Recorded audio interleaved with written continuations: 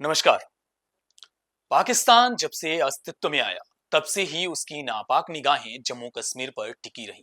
पाकिस्तान के इसी नापाक मंसूबे की हकीकत को बयां करती है 22 अक्टूबर 1947 की वह तारीख, जब पाकिस्तानी सेना ने कबायलियों की भेष में जम्मू कश्मीर के एक बड़े भूभाग पर हमला कर दिया था।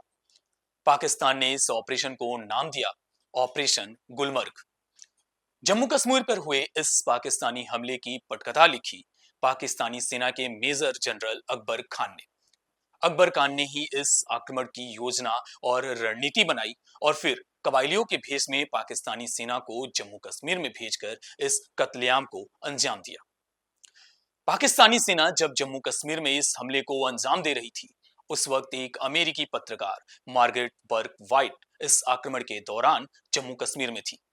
उन्होंने लिखा कि इस नरसंहार में कई गांव तबाह हो गए।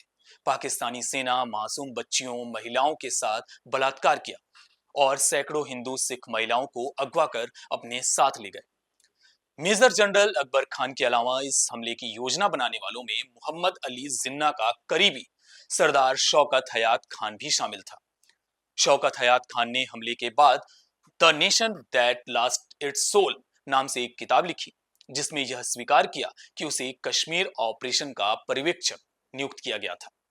इस ऑपरेशन के लिए पाकिस्तान के तत्कालीन वित्त मंत्री गुलाम मोहम्मद ने 3 लाख रुपए भी दिए थे।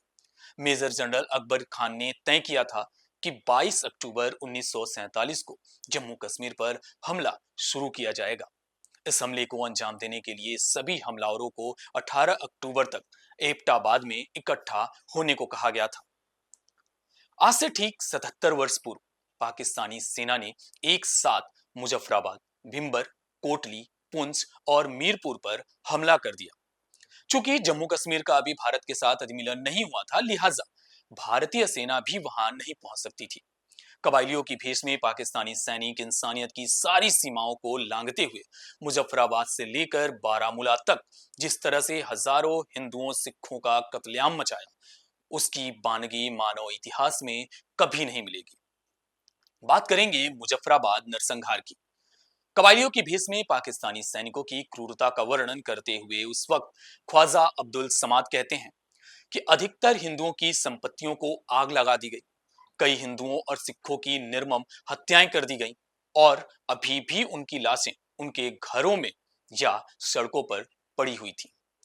मुजफ्फराबाद में हुए नरसंहार के बारे में बात करते हुए वे आगे कहते हैं कि पिछले 2 दिनों में पाकिस्तानी सैनिक कई लाशें घसीट घसीट कर लाए और नदी में फेंक दी। इनके आक्रमण ने मुजफ्फराबाद को पूरी तरह से तबाह कर दिया था। हिंदू मुसलमानों के घर को लूट लिए, दुकानों पर डाका डाला और सारा सामान ट्रक में लादकर अपने साथ ले गए। मुजफ्फराबाद, जो कि पिछले 77 वर्षों से पाकिस्तान के अवैध कब्जे में है, जिसे हम पीओजे के अर्थात पाकिस्तान अधिक्रांत जम्मू कश्मीर के नाम से जानते हैं, यहाँ स्थित हिंदुओं सिखों के ऐतिहासिक धार्मिक स्थलों को भी, जैसे मंदिर, गुरुद्वारे आदि को भी इन पाकिस्तानी हमलावरों ने नहीं छोड़ा। ये इस्लामिक जिहादी इन धार्मिक स्थलों में गए और वहां जो भी चीज कीमती लगी उसे अपने साथ उठा ले गए।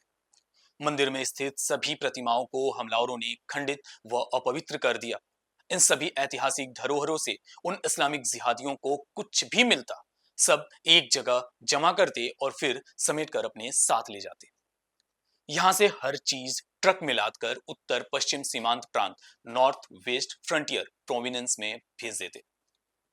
मुजफ्फराबाद और उसके आसपास के इलाकों में एक भी मुसलमान का घर इस कबायली की लूटपाट में बख्शा नहीं गया। इसके अलावा पाकिस्तानी सेना ने पुंछ, स्कर्दू, गिलगित और दोमेल में भी जमकर खून खराबा किया। बात करें भिंबर नरसंहार की।